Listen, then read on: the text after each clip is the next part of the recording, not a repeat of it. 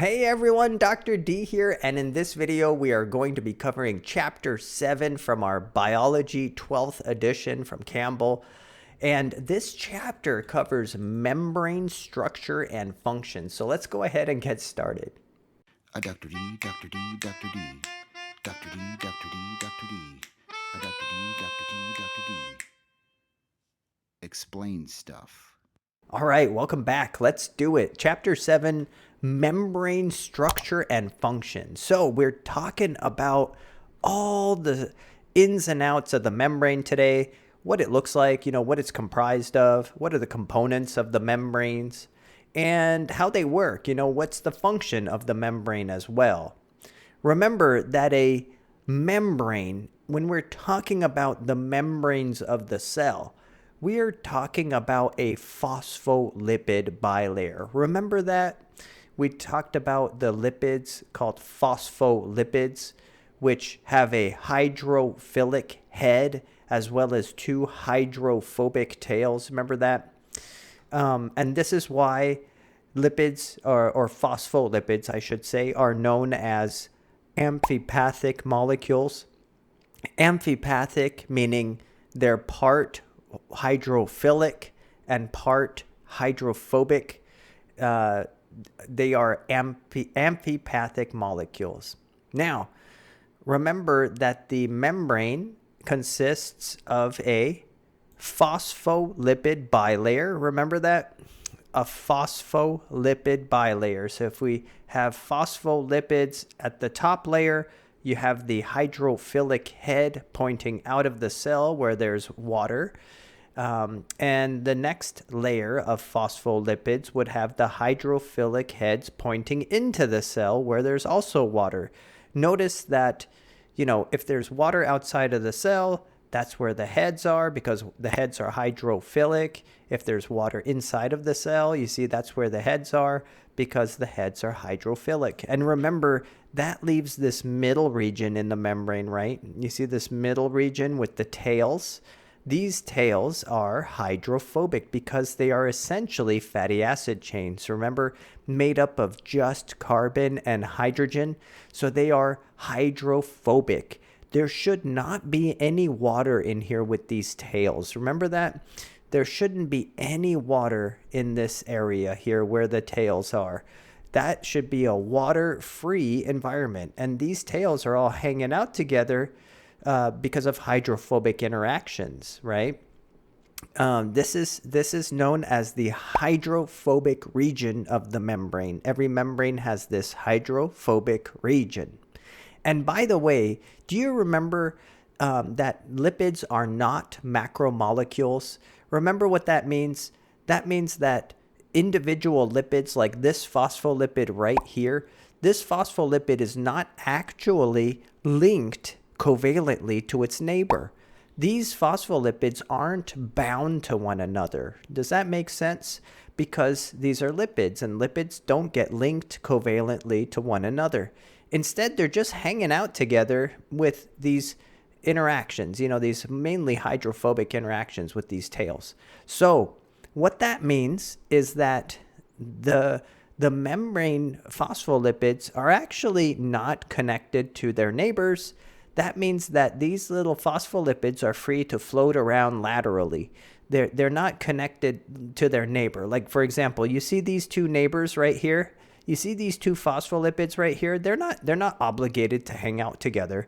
This one could drift off this way, and his neighbor could drift off the other way. Kind of like if you're at a party, you're schmoozing at a party. They chat for a little bit, and then they can go off in their separate directions. Okay, and that is why the membrane is called a fluid membrane, because it's not static. It's not stuck in place. These phospholipids aren't glued in place. They're liquid. They can move around. Liquid means there's movement, right? So the membrane is a fluid membrane. These phospholipids are not obligated to hang out. In fact, they're constantly moving around and moving around. And what do I mean by moving laterally? Moving laterally, I mean this phospholipid will just move off in this left direction. This one will move off in this right direction. That's what lateral means. kind of like on the same plane here. Now, what phospholipids won't do is like flip to the other side. I mean, they can. It's very rare, though, for a phospholipid to go from this orientation down here in the bottom bilayer, and for the phospholipid to suddenly bounce like swap to the top layer. It can happen, but it's rare, okay? So this is what the membrane looks like. Remember, it's a phospholipid bilayer, and it's got a hydrophobic region, hydrophilic regions, and these make up the membranes of your cells. Now, in addition to being fluid, the membrane is also a mosaic. If you don't know what a mosaic is, take a look at your screen right here. This is a mosaic tile piece of artwork where they've taken different pieces of tile and pieced them together in this beautiful mosaic. And mosaic means it's made up of different types of parts like this. And so a membrane is a mosaic of all different kinds of proteins, membrane proteins, and other structures as well, including different types of steroids and different types of sugars and things, glycoproteins, lipoproteins. So let me show you what I'm talking about. Here is a better illustration of a membrane. So the membrane itself is mainly comprised of these phospholipids. See all these phospholipids here in this bilayer? That makes up the membrane, which is fluid. Remember that these little phospholipids are floating every which way, okay, like the ocean.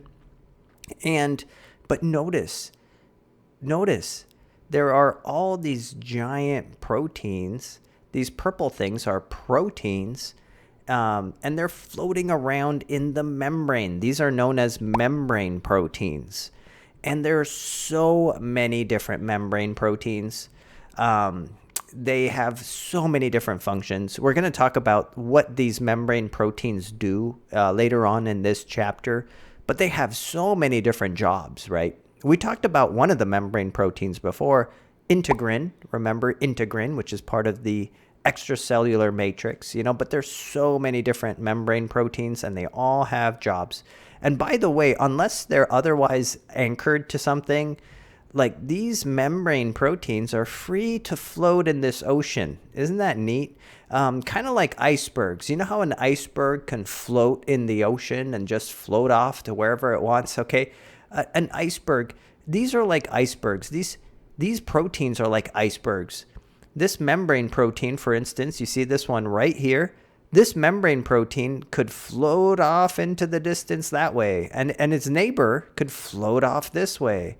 And like I said, unless they're anchored to something like the extracellular matrix, this must be integrin right here because look, it's got fibronectin, it's connected to the extracellular matrix, and it's got, it looks like it's anchored to the microfilaments inside. So if it's anchored to a bunch of stuff, then this membrane protein isn't going to float around. But as long as it's not anchored to anything, these membrane proteins are free to float laterally. They're free to float off to wherever they want. Because remember, the membrane is fluid. And for this reason, the membrane is called a fluid mosaic model. Isn't that neat? It's fluid because the phospholipids and the unanchored proteins are so free to float around wherever they want to go laterally across the membrane. And it's a mosaic of all these different proteins and other components as well. So when they describe the membrane, they describe the membrane as a fluid mosaic model. And now you know why. And if we look at this, not only are there proteins in the membrane, but take a look. Do you remember we talked about cholesterol in a previous chapter, and I told you it's a steroid protein that lives in your membranes? Well, there it is. Cholesterol is in the membrane here. You see, cholesterol is a steroid hormone, and here you can see that it exists in the membrane of the cell. There are so many different components. Here's a glycolipid, which is a part of the membrane. That means a part lipid, part sugar. The green part's sugar. The tails are lipid. So this is a glycolipid. There's so many different characters that live in your membranes. And that's why they call it a mosaic. It's a beautiful mosaic of different components. But of course, at the heart is always the phospholipid bilayer. Now that you know that the membrane is fluid, you should realize that it's actually quite important for the membrane to have a certain amount of fluidity. This means that the phospholipids, these proteins, they need to be able to move around at a certain pace. And what could mess up this fluidity? Well, when temperatures become cold, remember what happens when temperature gets lower? Things tend to slow down, don't they? Well, the membrane needs to have a way of continuing to move if the temperatures slow down, okay? If the temperature's lower, okay? And what if the temperature rises significantly? That means that things kind of can become too fluid, right? Move around too fast. And that's a problem as well. So let me tell you how the cell addresses these issues of maintaining just the right amount of membrane fluidity, whether it's getting cold or hot. Let's talk about that next. So look at this. As temperatures cool, membranes switch from a fluid state to a more solid state, and that's not good. Remember, we don't want the membrane to freeze up. That means that the cell isn't going to function correctly. The temperature at which a membrane solidifies depends on the types of lipids that are in the membrane. Membranes rich in unsaturated fatty acids, such as plant membranes or fish membranes with those kinks, those unsaturated fatty acid tails on the phospholipids, are more fluid than those rich in saturated fatty acids. Remember that saturated fatty acids tend to be solids at room temperature, while unsaturated fatty acids tend to be liquid at room temperature. Makes sense, right? You have more of these kinks. That keeps the membrane moving. That makes it harder for those fatty acids to stack up and slow down. So membranes must be fluid to work properly. So let's talk about how cells keep their membranes fluid.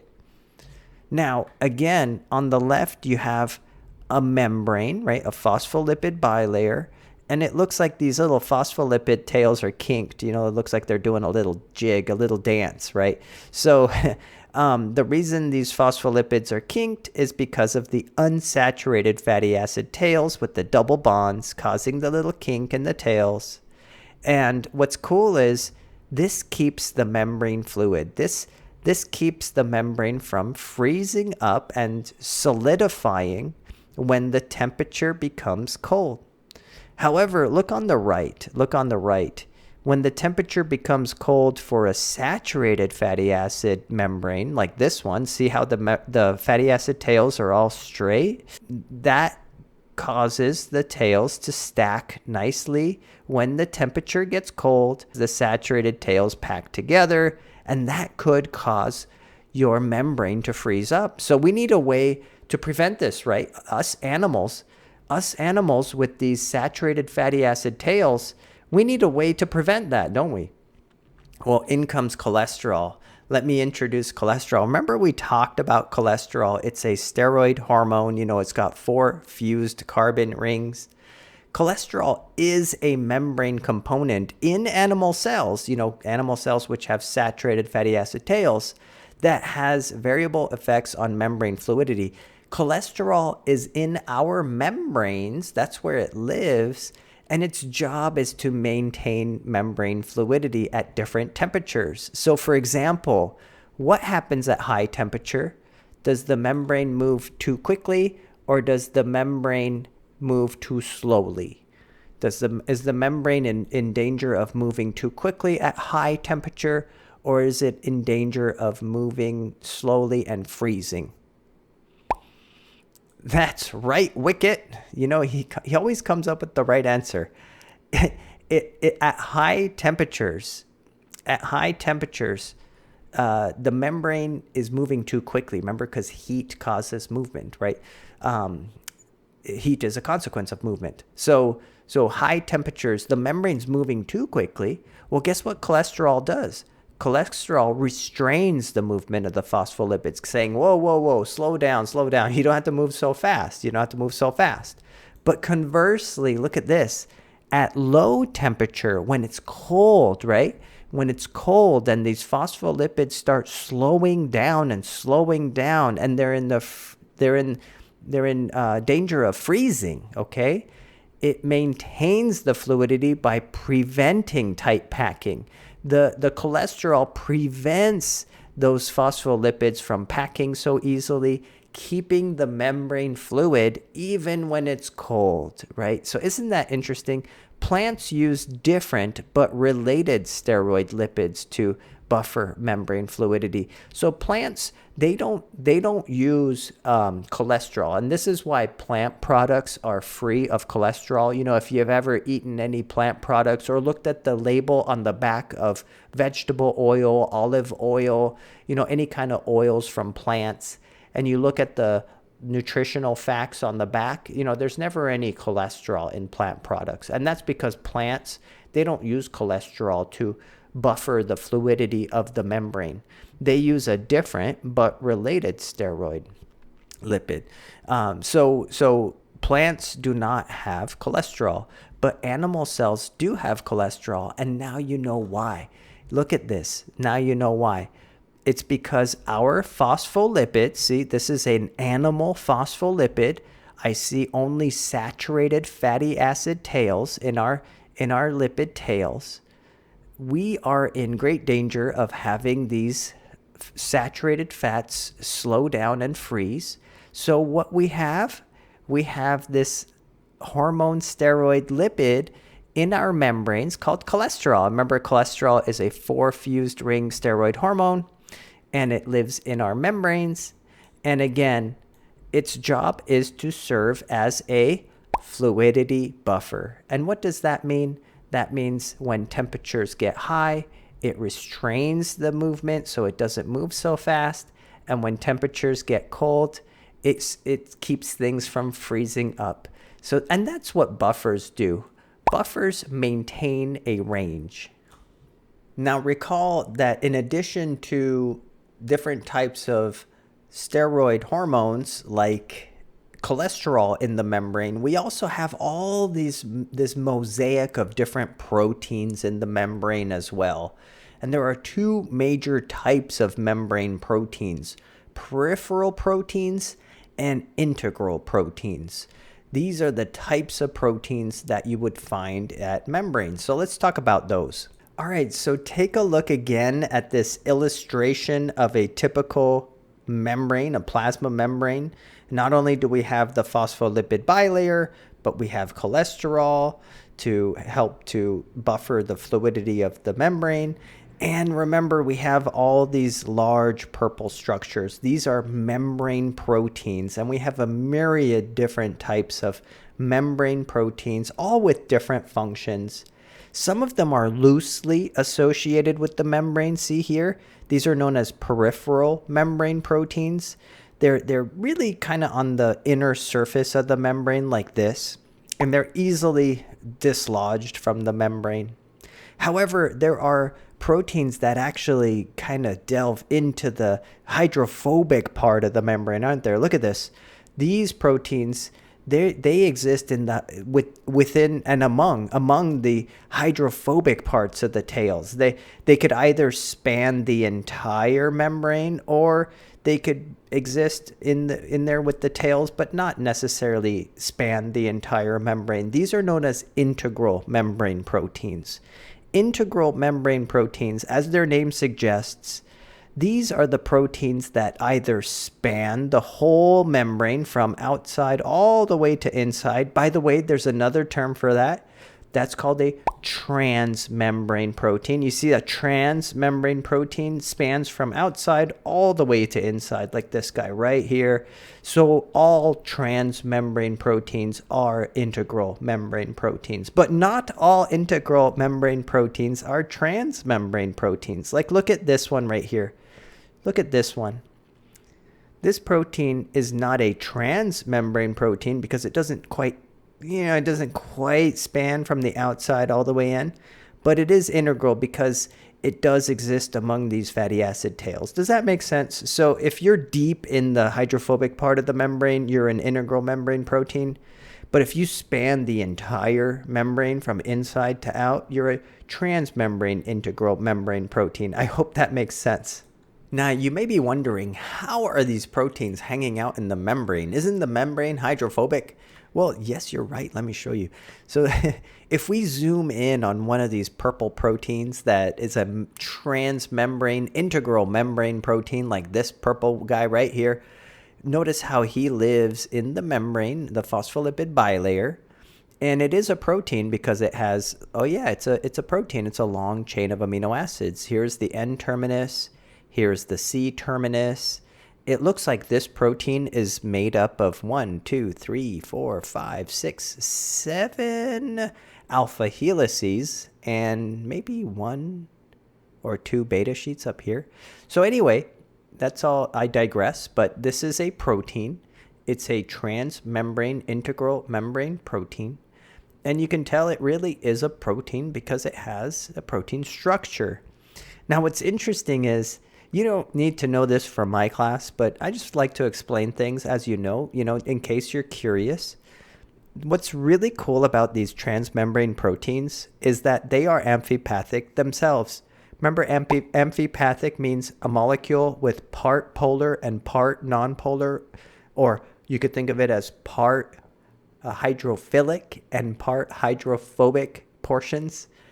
The outside, I'm just talking about the outside of this protein, this part that has to interact with water. Do you think it's nonpolar? This part of the protein right here that I'm drawing a box around, this part of the protein where there's water, do you think this part of the protein is polar or nonpolar? That means hydrophilic or hydrophobic right here. That's right, Wicket. Yes, this part of the protein right here would have to be hydrophilic or polar because it lives among water, right? Amongst the water molecules, right? But what about this part? Look, doesn't the outside of this part of the protein have to live among hydrophobic tails, right? These fatty acid tails that are made up of just carbon and hydrogen. How would you live among these tails, right? What property does the outside of the protein have to have that lives among these tails in the hydrophobic region? That's a tip. Hint, hint. That's right again, Wicket. This part of the protein should be hydrophobic or non-polar. And by this part of the protein, I just mean the surface of the protein. That actually touches the tails. The inside of the protein, that could be a different story because it's not touching the tails. And what about, again, this part of the protein down here? What about this part of the protein? That's right, Wicket. This part is hydrophilic or polar as well because this part is the surface of the protein at this part is touching the cytoplasm of the cell, right? The cytoplasm, which is full of water. So the transmembrane proteins themselves are amphipathic, just like phospholipids. They have 2 hydrophilic or polar sections on the inside and the outside of the protein, and 1 hydrophobic section, which is in the middle. And again, remember, what I mean by that is just on the surface of the protein. And again, this is a little more detailed than you probably need. This is the type of stuff you'll learn in biochemistry when you move on to biochemistry. However, if you're following along right now with this, then pat yourself on the back because this is some in-depth biochemistry. This is some deep understanding, and it shows why it's so important to build that strong foundation. When we were in chapter 2 talking about chemistry, and I was telling you the difference between non-polar covalent bonds and polar covalent bonds and non-polar molecules and polar molecules and what interacts with what. And The reason for that was so you can understand these more complex structures and these more complex interactions like this. So pat yourself on the back if you're following along. If not, don't worry about it. This is a little more depth than you need for 1406. But I thought, some people like to know this type of detail. So let's carry on. All right, at this point, you may be wondering, what is the function of all these transmembrane proteins? Like this one and this one. What are these transmembrane proteins doing in there? What's their function? So let's talk about that next. All right, take a look.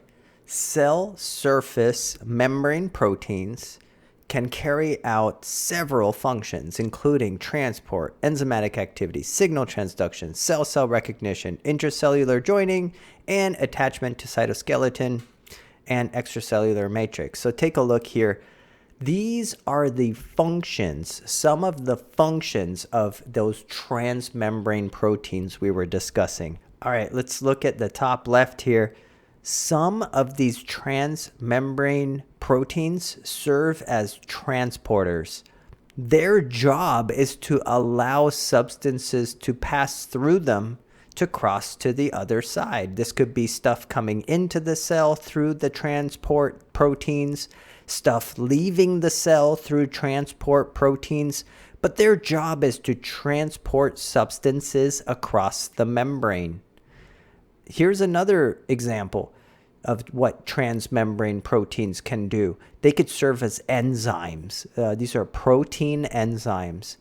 Remember what an enzyme does? It is a catalyst that speeds up a reaction, such as, look at this. You see this pink thing is being broken down into the blue thing, and then the blue thing is being broken down into the green thing. You see, so enzymes speed up a reaction. They serve as catalysts. They don't get consumed by the reaction. They catalyze. And so some of these transmembrane proteins serve as enzymes. Here's another function. These transmembrane proteins may function in cellular signaling, or what's called signal transduction. This means cell signaling. So have you ever heard of receptors or cell receptors? Receptors are oftentimes these transmembrane proteins. And these transmembrane proteins can respond to signals in your body. For example, look at this orange structure that looks like a pizza slice. This might be a hormone in your body, such as, adrenaline or insulin or some kind of hormone in your body, right? And this hormone can attach to a transmembrane receptor protein. And once the receptor is bound to the hormone, it can signal into the cell to cause changes to the cell. Isn't that interesting? So your transmembrane proteins may serve as receptors, hormone receptors, signal receptors. Another function for your transmembrane proteins, they may serve as cell-to-cell recognition proteins. Sometimes cells need to kind of communicate with one another to identify one another. And the way they identify one another is via these cell-to-cell recognition proteins. And oftentimes, these cell-to-cell recognition proteins have a sugar attached to them. So it's a transmembrane protein in purple, but it may have a specific sugar attached. And so it becomes what's known as a glycoprotein, a protein with a sugar attached to it. And a lot of these glycoproteins, their job is to signal to other cells. So for instance, your immune cells might be looking for these cell recognition proteins on the surface of your cells in order to double check and make sure that you are a cell that belongs in your particular body and not a foreign cell. Does that make sense? Here's another purpose for these transmembrane proteins. Intercellular joining. Do you remember when we learned about different types of cell junction proteins. Remember those transmembrane proteins? They can fasten to other adjacent cells. So in this case, this transmembrane protein is fastening to a adjacent transmembrane protein, and that's linking the two cells together, almost like buttons, right? Like if you want to button this cell to that cell, these intercellular joining proteins can fasten the two cells together, making tissues. Isn't that neat? Making tissues. Think, your tight junction proteins that we learned about recently in the previous chapter. And then lastly, the type of function, the transmembrane protein could serve as either attachment to the cytoskeleton or to the extracellular matrix. We already learned about one example, right? Remember integrin? We learned about integrin, which I said is a transmembrane anchor. It's this transmembrane protein that anchors to the extracellular matrix. Remember, this would be, for example, collagen and proteoglycan complex in green. And this little tongue-looking thing is fibronectin, okay? So it's linking to the extracellular matrix, but its cytoplasmic end is linking to the cortex. Remember these microfilament fibers, right? Microfilaments. So do you see why they call this transmembrane protein a anchor? It's because it's anchoring to the ECM, the extracellular matrix, and it's anchoring to the cortex, the cytoskeleton inside. So it's anchoring. And if it's anchoring like this, then this protein complex, this integrin, is not free then to float around like an iceberg. Remember, I said that these transmembrane proteins are free to float around among the phospholipids, kind of like icebergs floating in the ocean. And that's because everything is liquid, right? The membrane is liquid. The phospholipids are free to float around. The proteins are free to float around. But in the case of an anchor protein like this, they're not free. They're kind of fixed in place. Now, membranes also have distinct inside and outside faces. Do you remember vesicular transport? We learned about vesicular transport earlier in a previous chapter. This convoluted membrane right here where my mouse is, this convoluted membrane is called the endoplasmic reticulum. Remember the rough endoplasmic reticulum? This is where proteins are synthesized.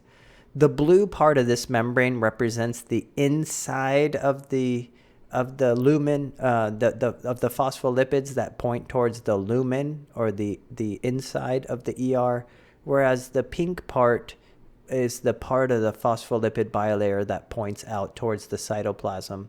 This is what they mean by the membrane having, sidedness. Now, look what happens. Transmembrane proteins, like this one right here, transmembrane proteins are synthesized at the rough ER. That's where all transmembrane proteins are synthesized, by the way. That's their origin story. Isn't that neat? Transmembrane proteins come from the rough ER, as well as other proteins are made at the rough ER too.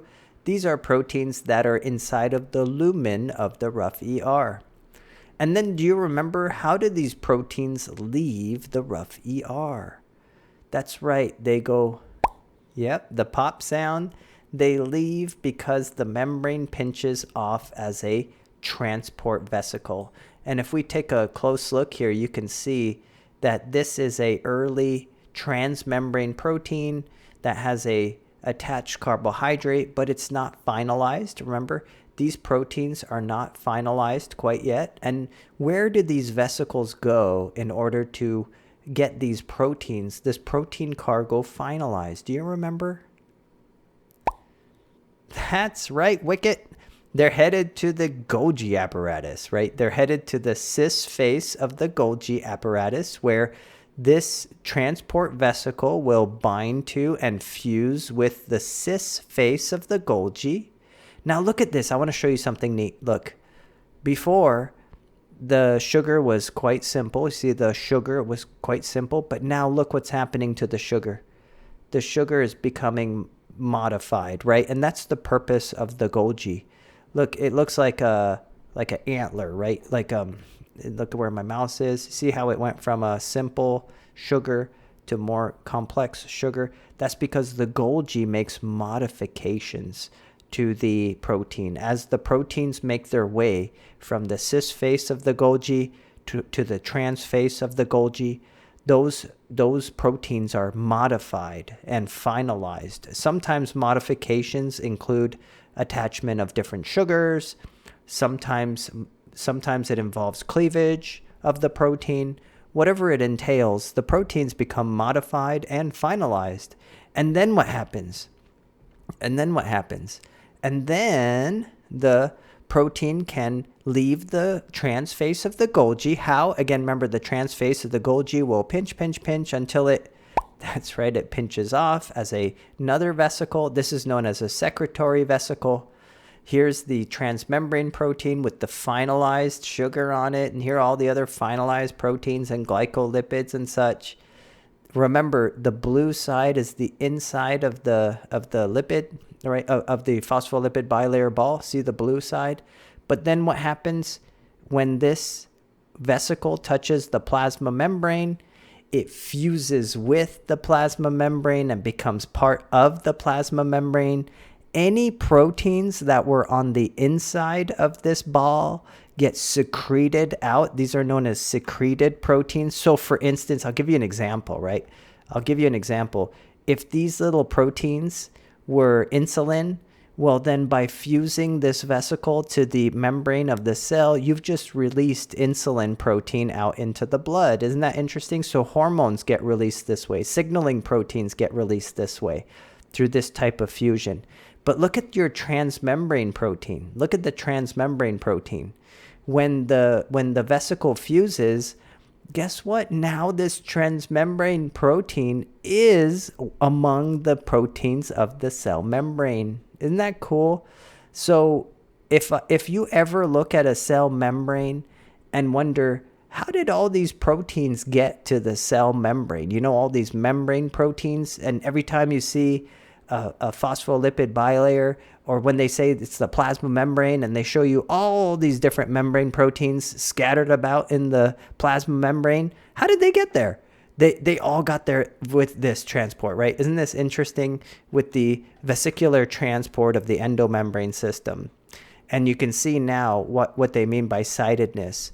The part of the protein, the part of the transmembrane protein that's facing outside of a cell ultimately was facing in the lumen of the ER at the beginning. So isn't that interesting?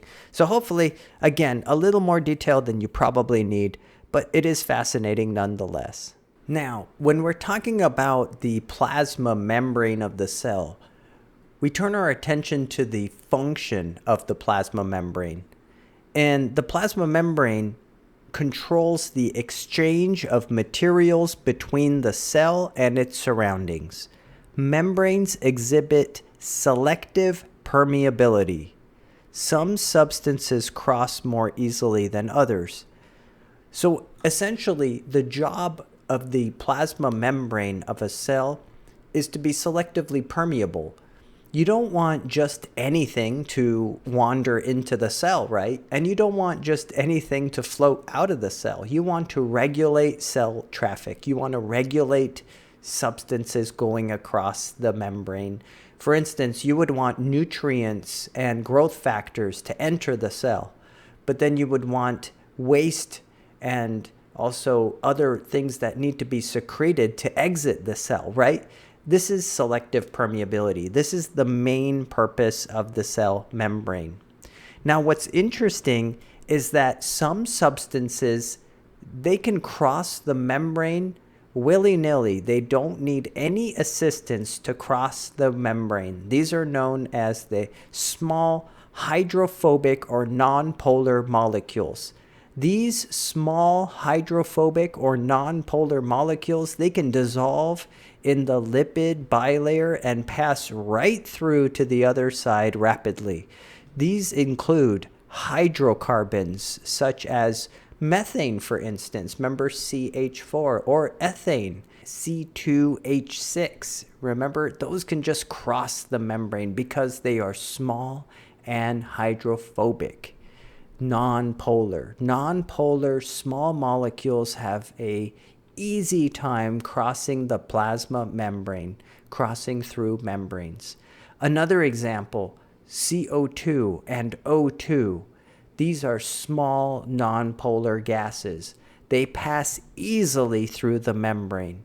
Those are the only types of substances that can readily cross the membrane. Small non-polar substances like these hydrocarbons, CO2, O2, these types of substances cross the membrane easily, directly through the plasma membrane, the phospholipid bilayer. However, the hydrophobic interior of the membrane impedes the passage of hydrophilic or polar molecules. So, for example, sugars, water, these are polar substances. Polar molecules cannot cross the membrane. They need help to cross the membrane, okay? Also, ions. Remember charged ions, cations, anions, right? Ions cannot pass through the membrane, if at all. They have a very tough time crossing the plasma membrane because of that hydrophobic region. All right, so let me show you what I'm talking about here. Look at this plasma membrane here. You've got the phospholipid bilayer. And let's turn our attention to these purple dots. These purple dots appear to be crossing the phospholipid bilayer with ease. And that means that they have a certain property. What property is that? That's right, Wicket. These must be small, non-polar molecules such as hydrocarbons, oxygen, CO2, N2, H2, small, non-polar molecules. They're the ones that can easily cross the plasma membrane. Why? Because they have to navigate this giant hydrophobic region. Remember where these tails are? This is hydrophobic. These tails are hydrophobic. So in order to easily cross this sea of hydrophobicity, you must also be hydrophobic. Does that make sense? But now, let me ask you this. Look at these triangles on the right. If these triangles represent a molecule that's polar, like water or glucose, or charged, like ions, like sodium cation or chloride anion, can those substances cross the membrane? Can they go and just cross willy-nilly to the other side? And remember, I said no. Because they're charged or partially charged, because they're ions or polar molecules, they cannot cross the plasma membrane, because if they tried, they would hit these phospholipid tails, the fatty acid tails, and that's hydrophobic, right? And it would just bounce right back. The triangle would try to cross, but it would bounce off, like almost as though the membrane was a force field. Does that make sense? Polar and charged molecules, polar and charged entities try to cross the membrane, but they are repelled by those hydrophobic tails, by the hydrophobic region of the membrane. In this case, do you remember that there's a class of transmembrane proteins like this one right here, transmembrane proteins that serve as transporters? They have a pore on the inside that allows substances to navigate across the membrane, see? So there is a channel that would allow polar or charged substances to cross the membrane. So in order for a polar molecule or an ion to cross the membrane, it would need to cross the membrane through a transport protein. Okay, does that make sense? So this is the purpose of the transport membranes. And let me ask you this, let me test your understanding. would you need a transport protein like the one on the right for, I don't know, oxygen to cross the membrane? That's right. The answer is no. You would not need a transporter for oxygen. So guess what? There is no such thing as an oxygen transporter because oxygen can just go directly through the membrane. There's no such thing as a CO2 transporter because CO2 can cross the membrane. There is no such thing as a methane transporter because methane can just cross the membrane. However, there are transporters for, let's say, water. Water goes through a transporter called an aquaporin. Aqua meaning water and porin meaning pore or hole. There are transporters for ions. These are known as ion channels. There are transporters for glucose and other polar molecules. Isn't that neat? So if polar molecules or ions need to cross the membrane, they need to do so through a transporter, a transport protein. However, if nonpolar molecules such as methane or CO2 or O2 need to cross the membrane, they just do so. There are two types of transport proteins you need to be aware of. This one here is called a channel transport protein. And a channel transport protein is simply a channel. It's a hole. It forms a pore. Look how this is a pore. These triangles are just simply crossing this pore and entering the cell. That's known as a channel transport protein. The other type of transport protein is a carrier transport protein. What's the difference? Well, for a carrier, the substance that's crossing, these blue dots here are crossing the membrane, so they must be polar molecules or ions.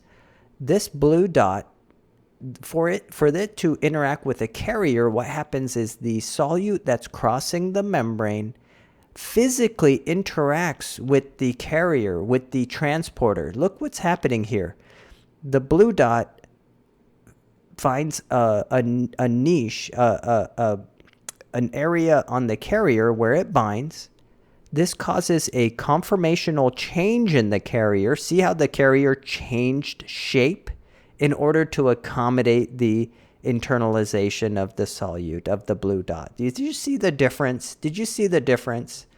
A carrier transport protein physically changes shape to allow the substance to cross. It changes what's called conformation to allow the substance to cross the membrane, while a channel is simply a pore. That's the big difference, and those are the two types of transport proteins. Another thing to understand about these transport proteins, whether they are channels or carriers like this one, is that they are very specific for the solute they allow to cross the membrane.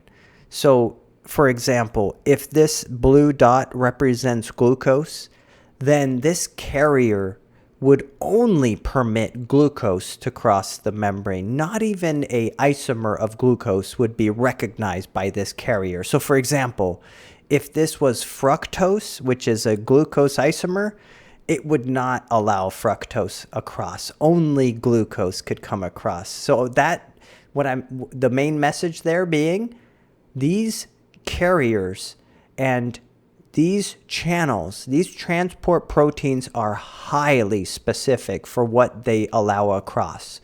The sodium ion channel only allows sodium to cross the membrane. The aquaporin only permits water to cross the membrane. If it's a glucose carrier, only glucose will cross the membrane.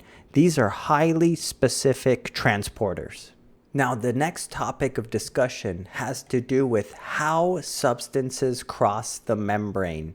Sometimes substances kind of force their own way across the membrane, and sometimes substances kind of need to be pulled across the membrane.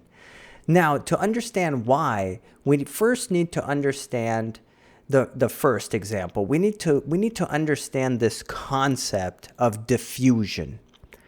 Diffusion is the movement of particles of any substance so that they spread out evenly into the available space.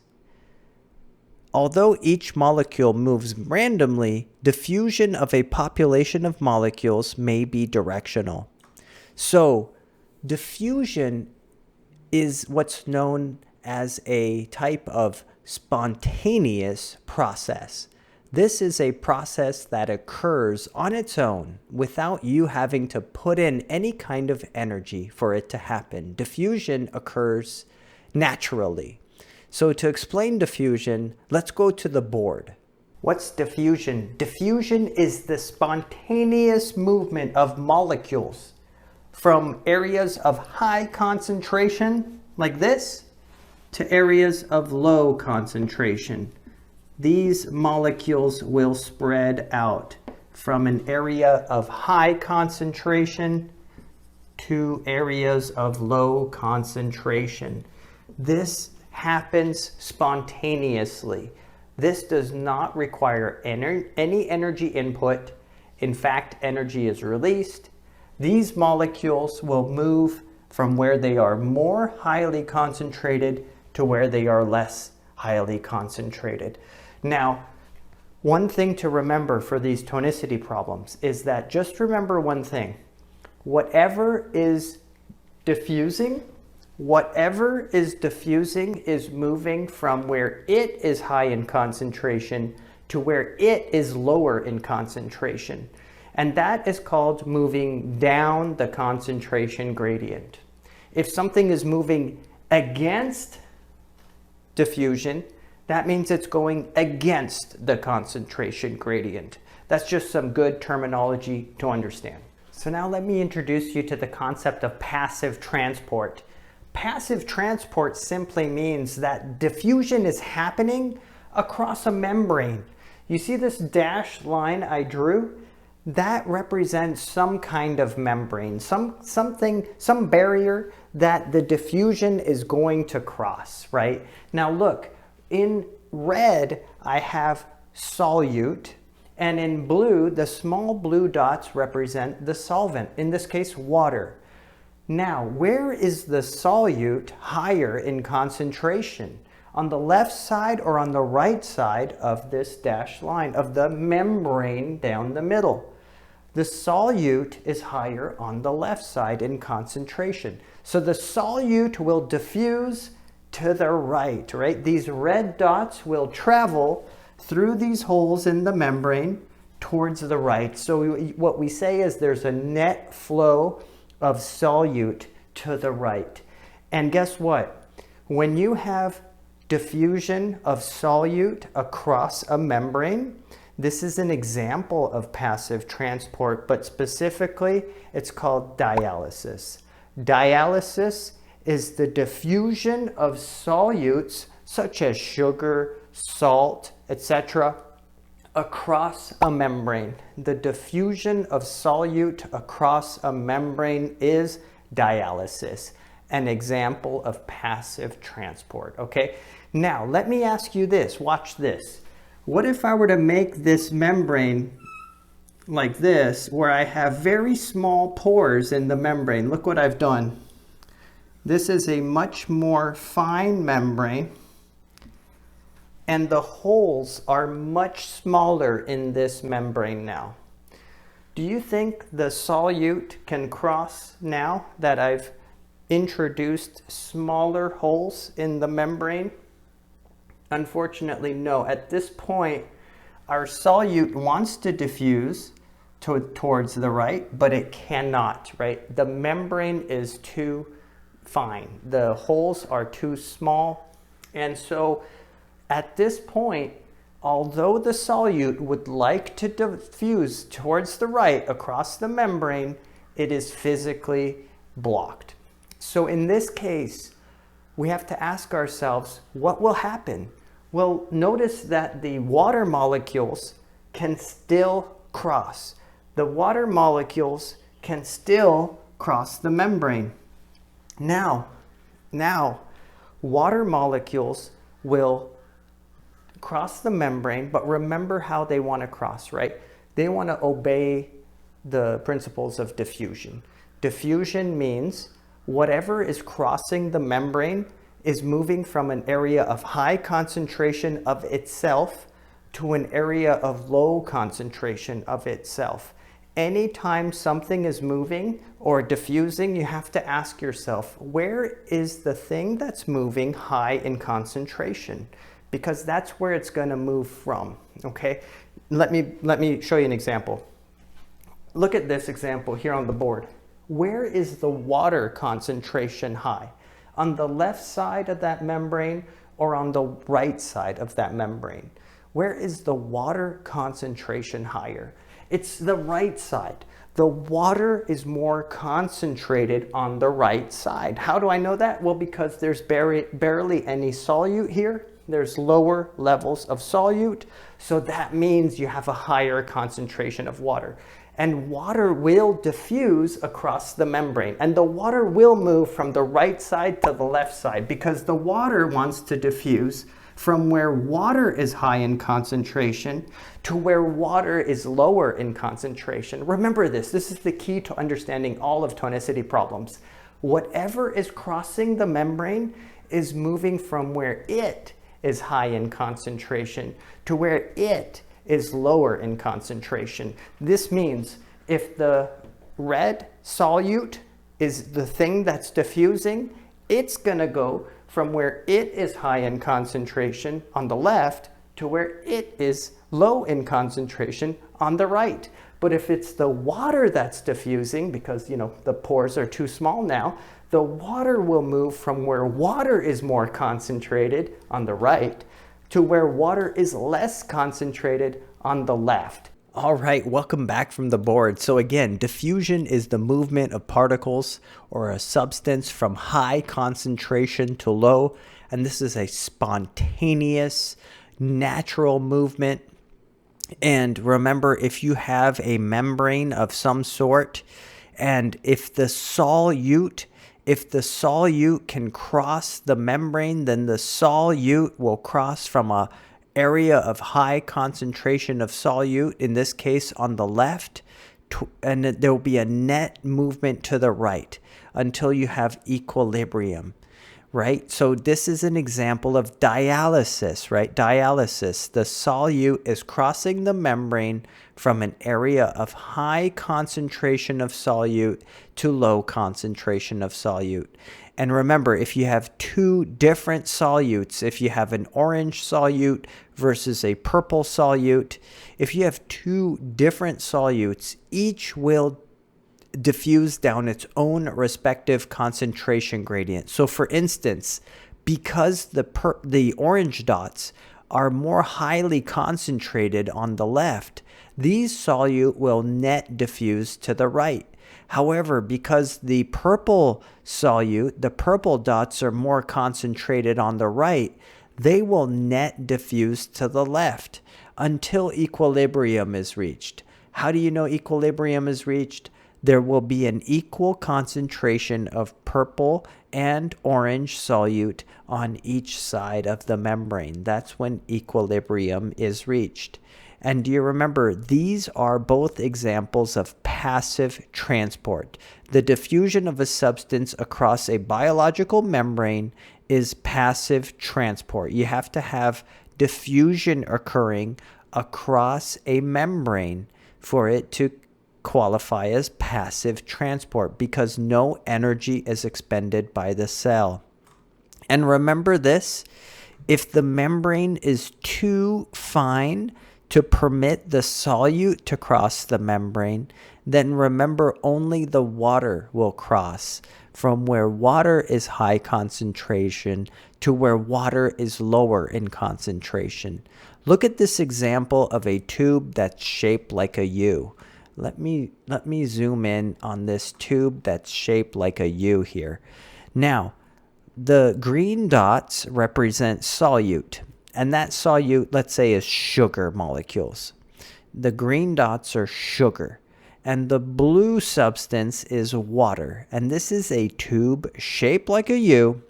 And there is a membrane in the middle of the tube at the bottom here. See, this dashed line is a membrane.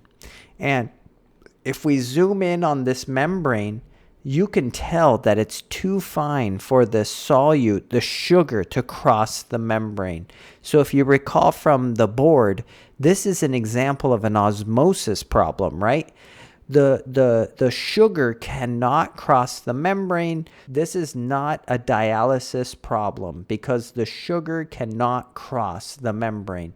Only the water is able to cross the membrane. In this case, this is an example of osmosis. And remember, in osmosis, water is diffusing from where water is higher in concentration to where water is lower in concentration. So ask yourself this, first of all. Just ask yourself this. Where is the water higher in concentration? On the left, where there is low sugar concentration, or on the right, where there is higher sugar concentration? Which side is the water more concentrated? Is the water more pure? That's right, Wicket. It's on the left. The water is more concentrated on the left, and the water is the only one who can cross the membrane. So which way is the water going to move? Which way is the water going to diffuse? That's right. The water will diffuse from the left side of the membrane, and it will diffuse toward the right. And look at here. Let me show you what happens. Whoops. Let me show you. Yes, the water will net diffuse to the right. In fact, the level of the water will increase on the right, and this will continue until you reach equilibrium. Equilibrium means where the solute concentration is equal on both sides of the membrane. This is osmosis. Again, osmosis is the diffusion of water across a membrane, while dialysis was the diffusion of solute across the membrane. Both of these are vital for understanding how substances cross the membrane of living cells. Now, speaking of the living cell and how osmosis can affect living cells, we turn our attention to a concept called tonicity. Tonicity is the ability of a surrounding solution to cause a cell to either gain or lose water. Tonicity depends on the concentration of solutes in this solution that cannot cross the membrane relative to that inside of the cell. If the solution has a higher concentration of these solutes, then the inside of the cell, water will tend to leave the cell and vice versa. So before we delve deep into what tonicity means and how tonicity can affect cells, I think it's time for break time. Let's take a break time with Gizmo and Wicket and see what these little guys are up to. And when we come back, we're going to talk at the board about how tonicity affects cells.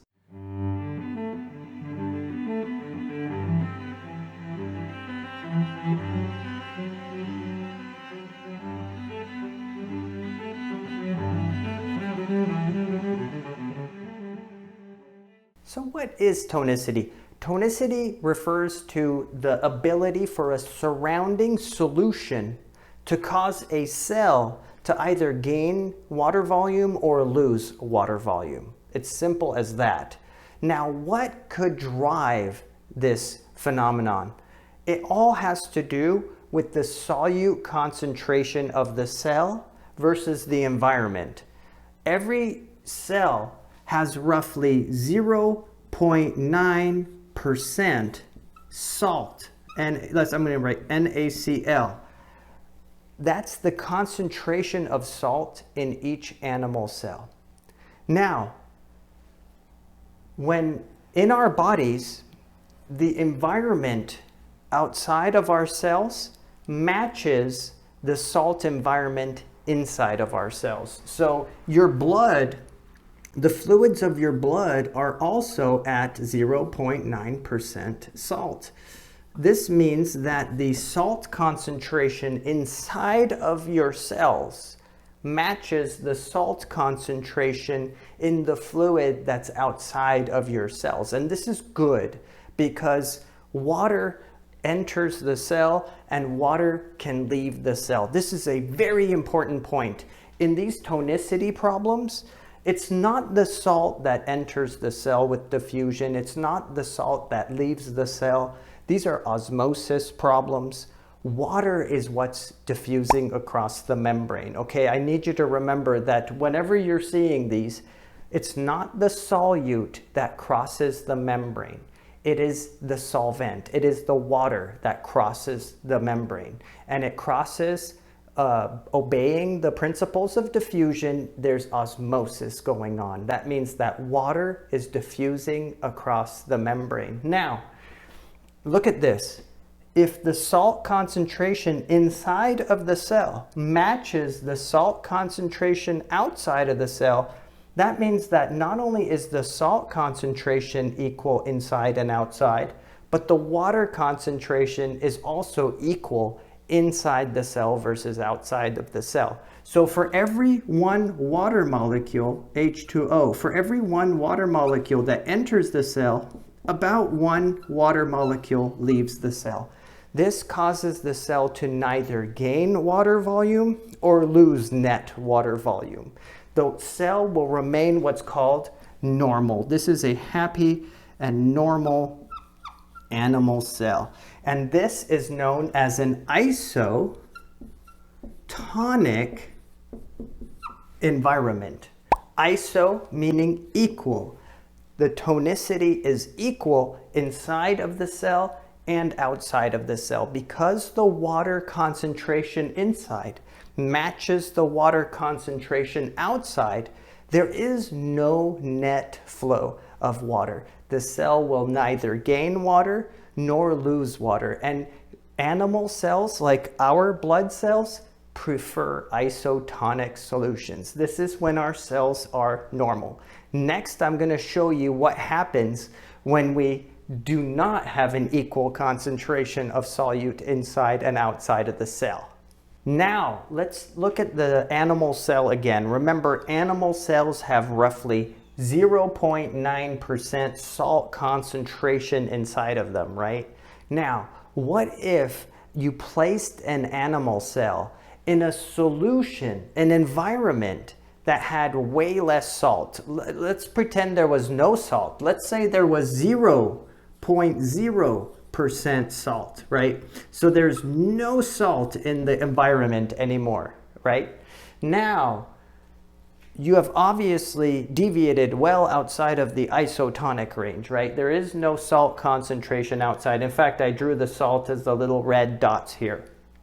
In this case, remember, the salt is not what's diffusing across the membrane. If the salt could diffuse, the salt would move from area of high concentration of salt and it would leave the cell, right? The salt would leave the cell. But remember, in these tonicity problems, salt doesn't move. Salt can't move. The water is what's diffusing. The water is what's moving, okay? So you have to ask yourself, again, you just have to do this, and you'll never make a mistake with these. You just have to ask yourself, what can move in these tonicity problems? It's the water that moves, right? So if water is what's moving, water will move from where water is high concentration to where water is lower in concentration. Now look at this. If there is 0.0% salt concentration outside of the cell, where is the water concentration higher? Inside of the cell where there's salt, or outside of the cell where there's zero salt? It has to be outside, right? Because if there's 0.0% salt, that means there is 100% water, right? 100% H2O. So what you need to understand is that water will diffuse from where water is high concentration outside into the cell. Water will net diffuse into the cell. This will cause the cell to swell up, okay? The cell will swell and eventually the cell will lyse. That means that the cell will inflate to the point where it pops, okay? The cell will rupture. The cell will lyse. Lyse means to break.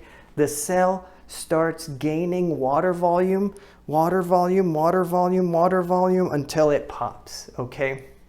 That's what happens in this type of situation. Again, this means a situation where the salt concentration or the solute concentration is lower outside than inside. This is also known as a hypo.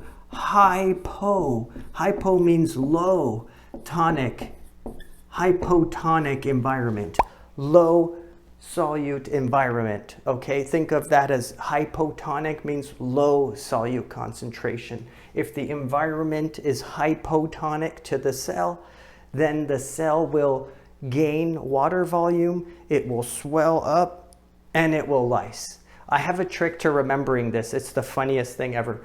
The way I remember these is hypo kind of sounds like hippo, right? Like a hippopotamus. Hippopotamus looks all swollen up, you know? And so, you know, as silly as it is, to this day, it helps me remember these tonicity problems. All I remember is hypo sounds like hippo. So my cells look like hippos. They swell up in a hypotonic environment.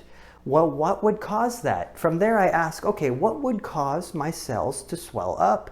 Well, water must be rushing in. What would cause water to rush in? Well, that must mean the water is more concentrated outside of the cell. That means that water is rushing into the cell, causing the cell to swell until it bursts open. Does that make sense? Hopefully that makes sense for you. I know it's silly, but believe me, it helps you on your exam and you'll nail it every time. All right, so next I will explain the last scenario, the hypertonic solution, and how that affects the cell. This is the final scenario for our tonicity problems. Here we have an animal cell. Again, remember an animal cell typically has 0.9% salt, NaCl inside. What if I were to place my animal cell in an environment that's really high in salt? Let's say, I don't know, something like 10% salt, 10% NaCl. That is a very high concentration of salt, isn't it, compared to the cell. So remember, again, please remember that it's not the salt that's diffusing into the across the membrane. If the salt could diffuse, that would be a dialysis problem. The salt would cross from the outside into the cell. But remember, salt is not what's moving in these tonicity problems. So now you have to ask yourself, okay, it's the water that's moving across the cell membrane, and I need to figure out where is the water more concentrated? Where is the water more pure? Where there's low salt or where there's high salt? It has to be where there's low salt concentration. Does that make sense? The water concentration is now higher inside of the cells. So the water, the H2O, will flow mainly, there will be a net efflux of water out of the cell. Water will net leave the cell in this case. And do you know what that causes? That causes the cell to shrivel up. Okay, the cell shrivels up like a little raisin, like it just shrivels up like you let the air out of a balloon. Okay, so this results in a shriveled, or what's called crenated cell. The cell loses water volume. The cell shrivels or crenates. That's the proper term for an animal cell. Next, let's check out tonicity problems, but in a plant cell, and see how things may vary a little bit. All right, check it out. This is my best attempt at drawing a plant cell. We have in a plant cell, remember, we have a very strong, thick cell wall. I drew the cell wall in green. You can see how it's a nice, thick, strong cell wall made of cellulose. But I want you to remember that plant cells also have a plasma membrane. I drew that as this thin blue line across the cell wall. Following the cell wall, you can see the plasma membrane, and the plasma membrane kind of pushes against the cell wall, okay? So you got the cell wall, you've got the plasma membrane. Inside you have the central vacuole, which is this membrane that fills with fluid. and has nutrients inside. And then you have the green dots represent chloroplasts inside of the plant cell. All right, so remember that the saltiness of cells is about 0.9%, right? So we have about 0.9% salt inside of the cell. And remember, if we match the 0.9% salt concentration outside of the cell, this is known as what? It's known as a isotonic solution that surrounds the cell. Now, what happens with the water flow? Is there a net gain or loss of water? Remember, in this case, for every one water molecule that enters the cell, about one water molecule leaves the cell. And remember, it's only water that can enter the cell and leave the cell, not the salt. So the cell, the plant cell, neither gains net water volume, nor does it lose net water volume. But remember, an isotonic solution was ideal for plants, for animal cells like your cells and my cells, but it is actually not ideal for plant cells. Plant cells become what's called flaccid, and that's not good. That means droopy. You don't want a plant that's drooping over, right?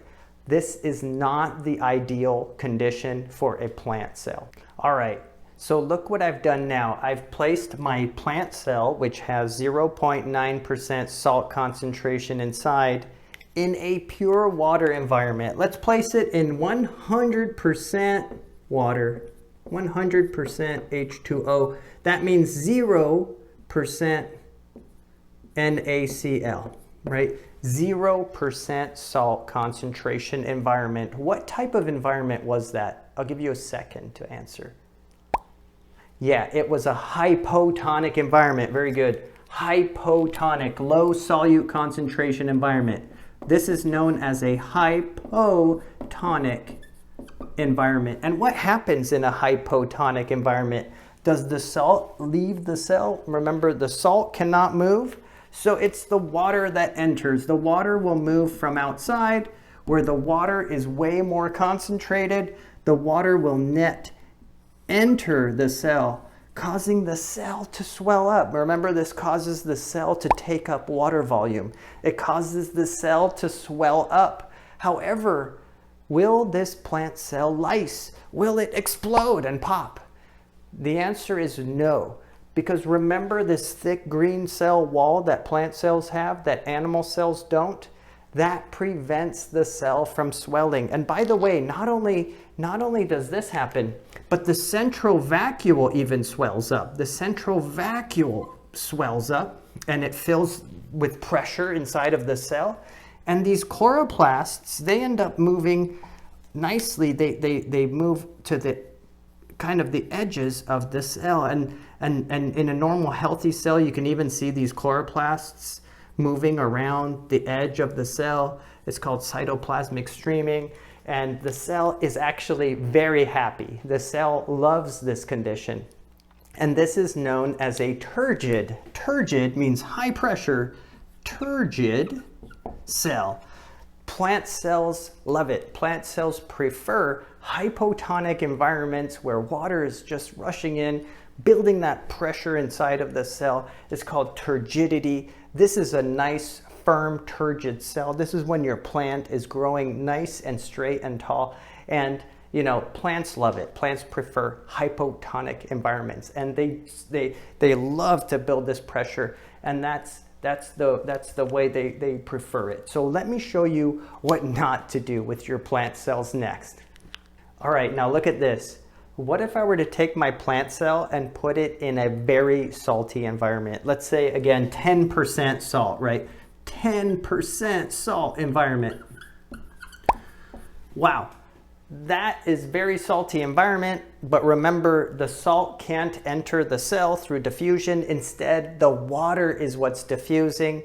You have to ask yourself, as always with these tonicity problems, where is the water concentration high? That's inside of the cell. So the water will leave the cell. The water will move from where water is high concentration inside of the cell to where the water is lower concentration outside of the cell. The water will mainly leave the cell.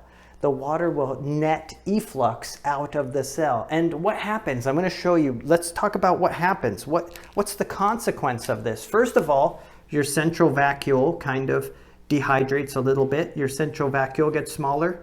Secondly, this is very important.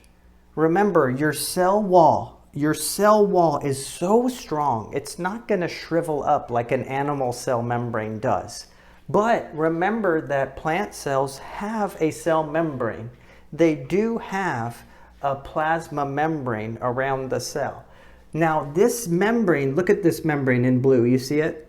This membrane actually does start to peel. Look, the plasma membrane peels away from the cell wall. The plasma membrane peels away. Oh, do you guys hear that? That's Gizmo trying to get in. Gizmo, I'll let you in a minute. But look at this. The plasma membrane peels away. You see what I'm doing? I'm showing you that the plasma membrane is peeling away from the cell wall. It's peeling away. It's peeling away. It can't take the cell wall with it when it peels away because the cell wall, think of it as this really strong structure. The cell wall is not going to shrivel up like a raisin. It might shrink a little bit. Like the length and width may shrink a tiny bit, but it doesn't shrivel. What does shrivel is the plasma membrane peels away from the cell wall because water is rushing out of the cell. The cell is getting dehydrated, but the way you see it is the plasma membrane peeling away from that cell wall. And do you know what it takes with it? Remember, these chloroplasts are inside of the plasma membrane. So what happens is the chloroplasts also peel away from the cell wall because they're inside of the plasma membrane.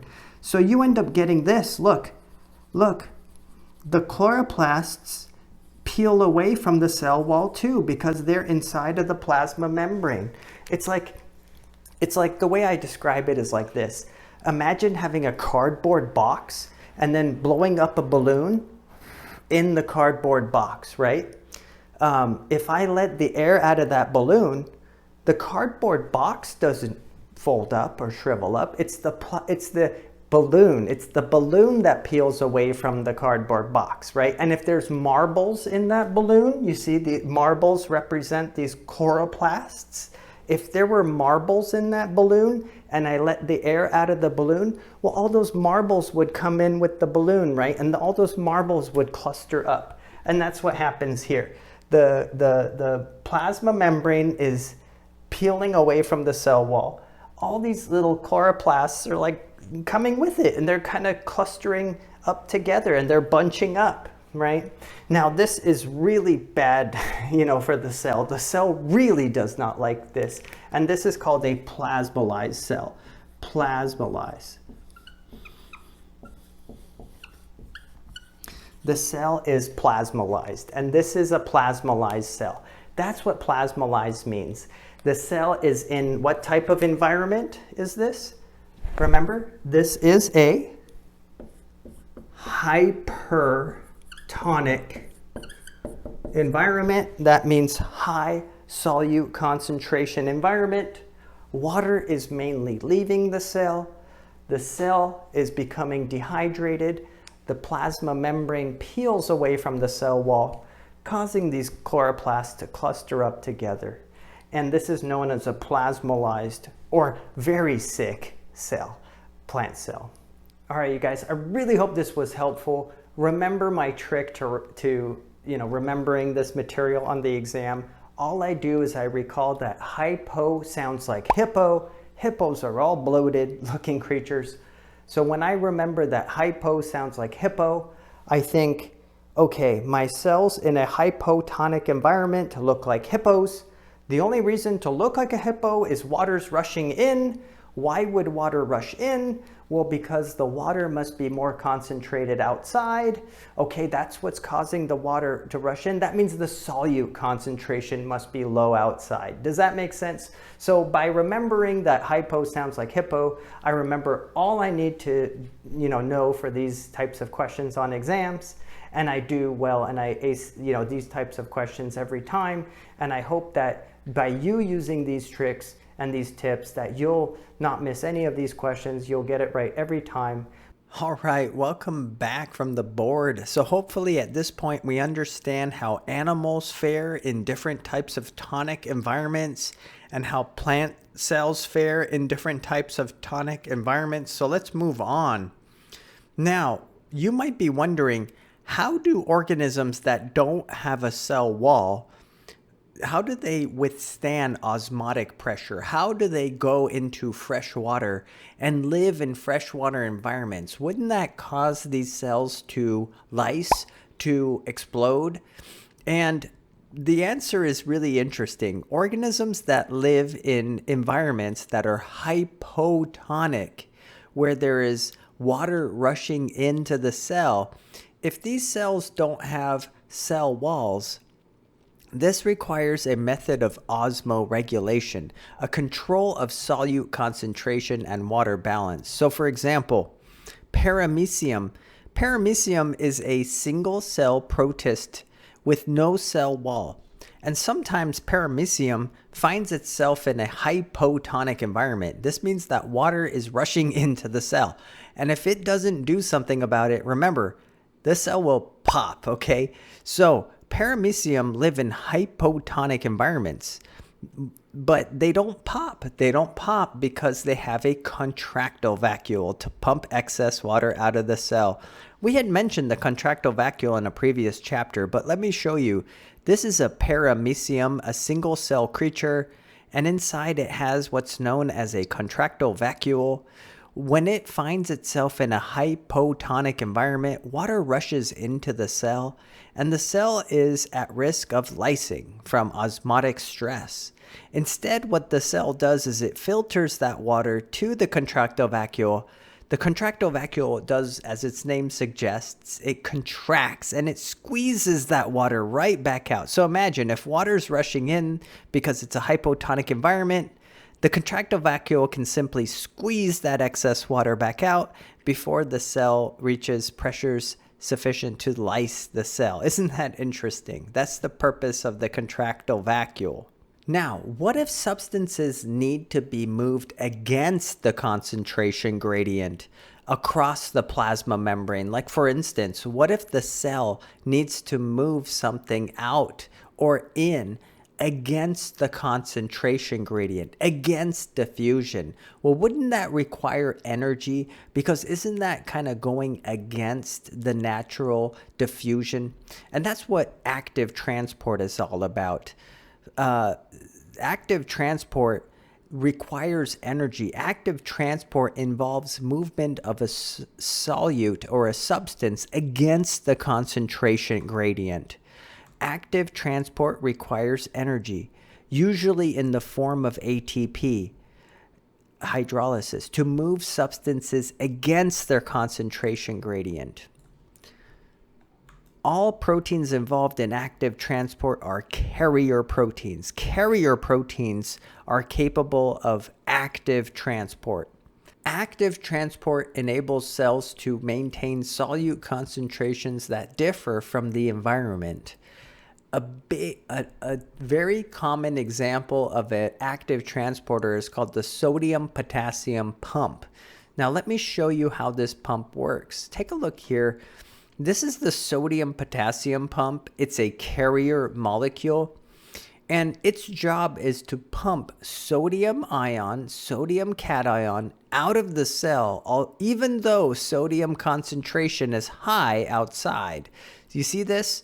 Sodium cation concentration is high outside of the cell. However, the sodium-potassium pump pumps sodium ions out of the cell.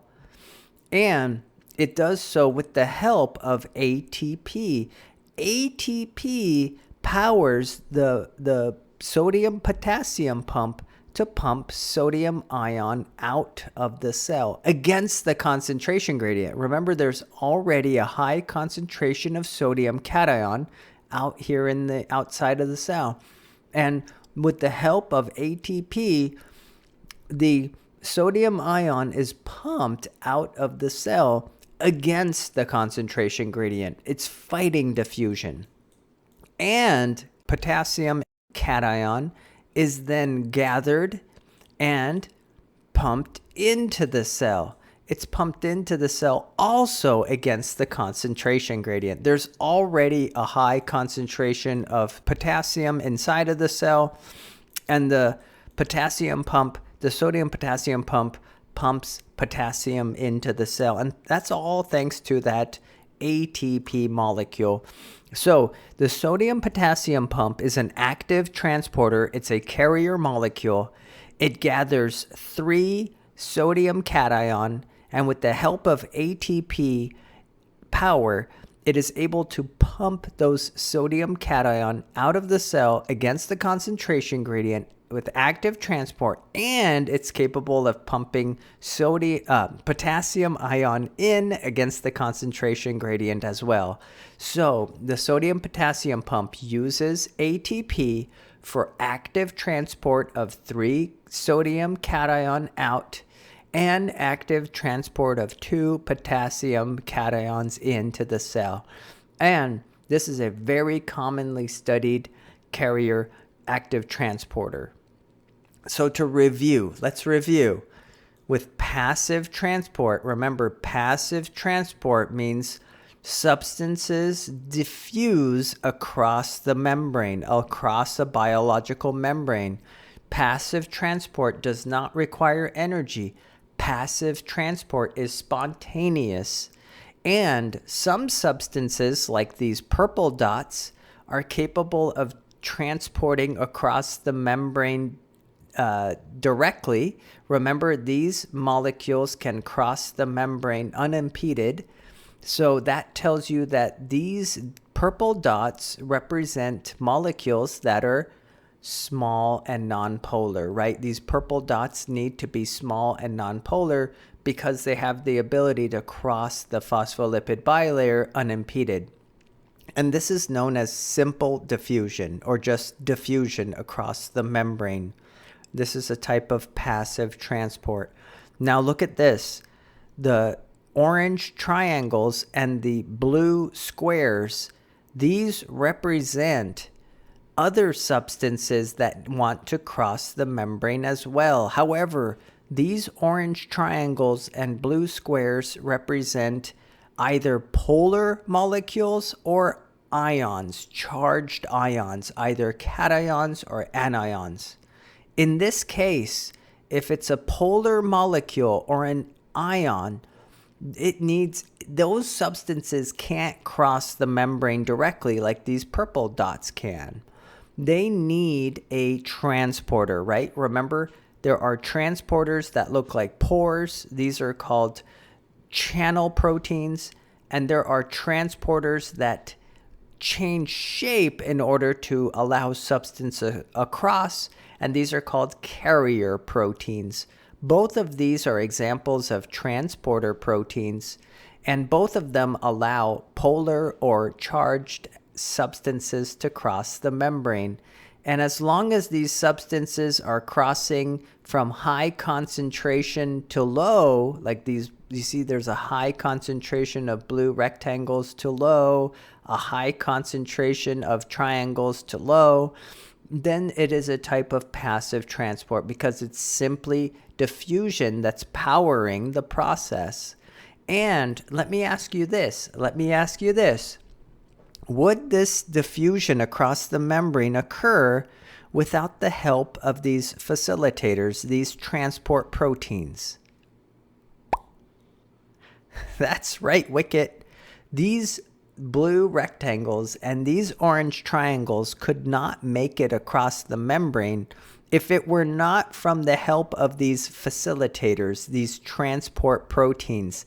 And for this reason, This is known as facilitated diffusion, not simple diffusion. Remember, simple diffusion is what nonpolar molecules use to cross the membrane directly. However, facilitated diffusion is used by polar molecules and ions to cross the membrane through a facilitator, through a transport protein. Okay, so that's the difference between facilitated diffusion, which requires a transporter because the molecule that's crossing is either polar or charged, and just simple diffusion, which does not require a transporter because it is allowing substances that are nonpolar to cross the membrane directly. Either way, no energy is required, right? Because diffusion is what's driving these substances in.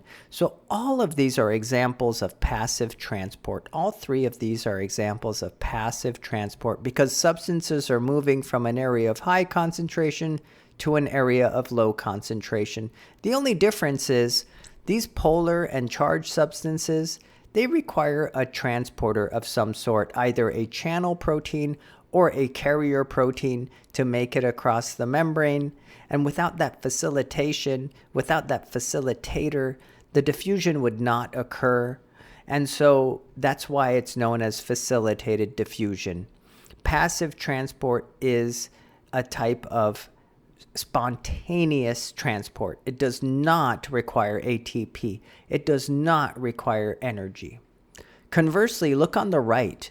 This is an example of active transport, and this is likely a depiction of remember your sodium potassium transporter? The dots, the circles are sodium cation, and the diamonds are potassium cation.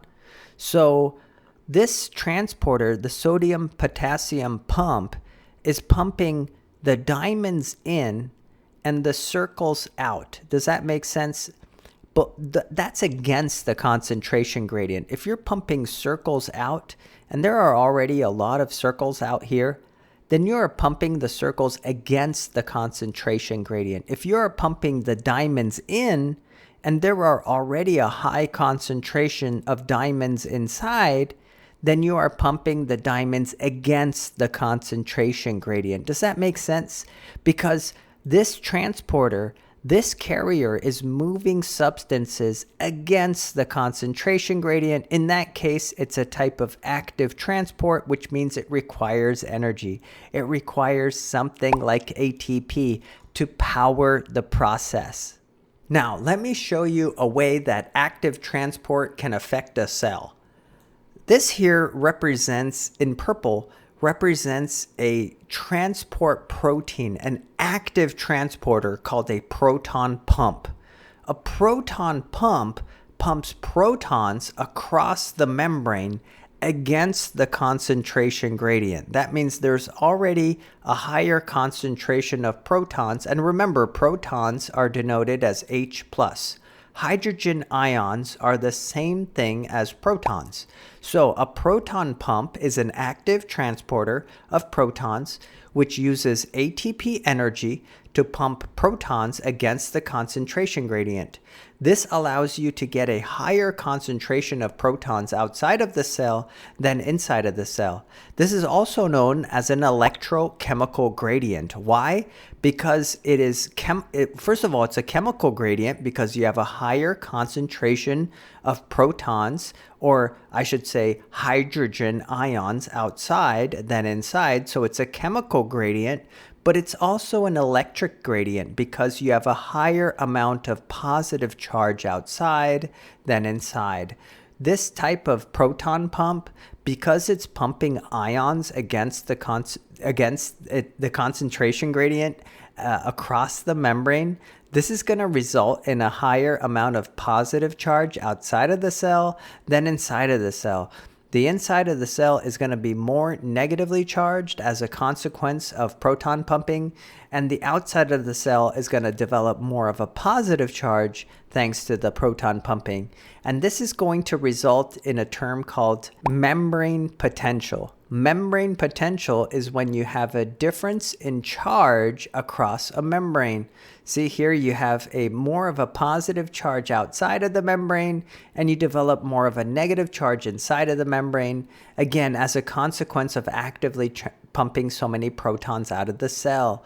The cell develops a membrane potential, and cells possess membrane potentials. Membrane potential means a difference in charge across a gradient. This results in a difference in voltage across the gradient as well. So membrane potential is a voltage difference across a membrane, and this is due to a charge difference across the membrane, and this is due to active transport of ions. Active transport of ions results in membrane potential. Next, let's talk about co-transport. This is another consequence of active transport. It's really neat. Co-transport occurs when active transport of a solute indirectly drives transport of other solutes. This is really, really interesting. And let me show you how this works. Let's go back to our proton pump example. This proton pump is pumping protons, remember H+, hydrogen ions, also known as protons.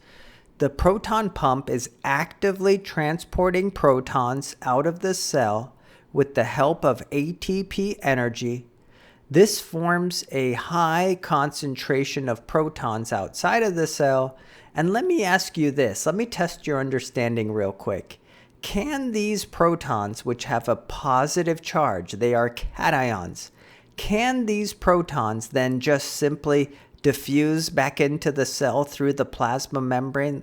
Let me ask you to think about this. Can protons simply diffuse through simple diffusion back through the membrane, back into the cell? That's right, Wicket, they can't, right? Because they are ions. And remember, ions can't diffuse through simple diffusion across the cell. These protons, these hydrogen ions would love to diffuse back into the cell where it's lower concentration of protons. However, they can't cross the phospholipid bilayer because of the hydrophobic region of the membrane. However, look at this structure up here. Look at this thing. This is known as the proton sucrose co-transporter. This is really neat and an example of co-transport. This transporter allows sucrose to cross into the cell against the concentration gradient. That means this transporter actively transports sucrose into the cell where there's already a high concentration of sugar inside of the cell. And you want more sugar inside because you can use that sugar for energy. And instead of using ATP to actively transport the sugar into the cell, what happens is the sugar attaches to the transporter and it waits. It waits for a proton to come along and force its way through the co-transporter, also forcing the sucrose across the membrane. Isn't that neat? This is co-transport. Remember what co-transport was? Co-transport occurs when active transport of a solute, remember proton pumping, indirectly drives transport of other substances, in this case, sucrose. Isn't that neat? So this here is an example of co-transport because you are actively pumping protons, and those protons are diffusing back into the cell through the co-transporter and using that power of diffusion to actively transport sucrose into the cell. Isn't that neat? So in this case, the power the co-transporter is using to actively bring sucrose into the cell is being provided by diffusion of protons.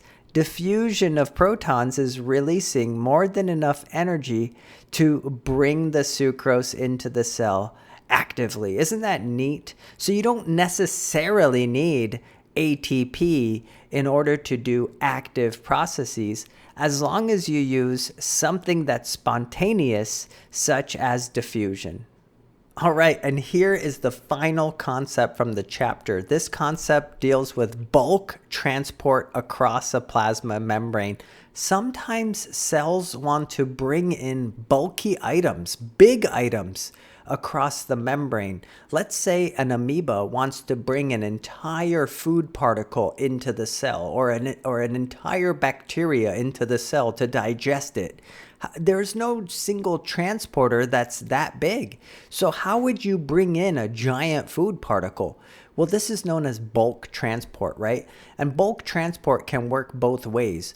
You could bring large substances into the cell via bulk transport, or you could release bulky items out of the cell through bulk transport. So again, small molecules and water enter or leave the cell through the lipid bilayer or via transport proteins. Remember the channels or the carrier proteins? That's for small molecules. But large molecules, large things such as polysaccharides, proteins, or even entire bacteria cross the membrane in bulk inside of vesicles. So this requires vesicles. First, let's talk about a type of bulk export, right? Removing things from the cell in bulk. This is known as exocytosis. Exo meaning outside, cyto meaning the cell. So in exocytosis, transport vesicles migrate, from the inside of the cell to the membrane, fuse with it, and release their contents outside. So, for example, cells in the pancreas secrete insulin by exocytosis. So here you can see, let's say this is a vesicle from the Golgi. Remember the Golgi has these proteins in it. Let's say these are insulin proteins in purple. Those insulin proteins will pinch and pinch and pinch and pinch as the Golgi apparatus membrane pinches off as a secretory vesicle. Look at this secretory vesicle full of insulin proteins. That secretory vesicle will go and fuse with the plasma membrane. Remember, like soap bubbles, right? When the membrane touches the cell membrane, it can fuse. And look, the contents are released out of the cell. The insulin would be released out of the cell. This would be an example of exocytosis. We used a vesicle fusing with the plasma membrane to release in bulk lots of substances, larger substances like proteins. Does that make sense? Exocytosis requires, it involves a bulk export. And bulk export and bulk import, by the way, require energy to happen. Now, what's endocytosis? Endocytosis is the opposite. It's endo means in, cyto means the cell. So endocytosis is when macromolecules are taken into the cell in vesicles. The membrane forms a pocket that deepens and pinches off, forming a vesicle around the material for transport. There are three types of endocytosis. Phagocytosis, which is considered cellular eating because the cell brings in bulky solid substances.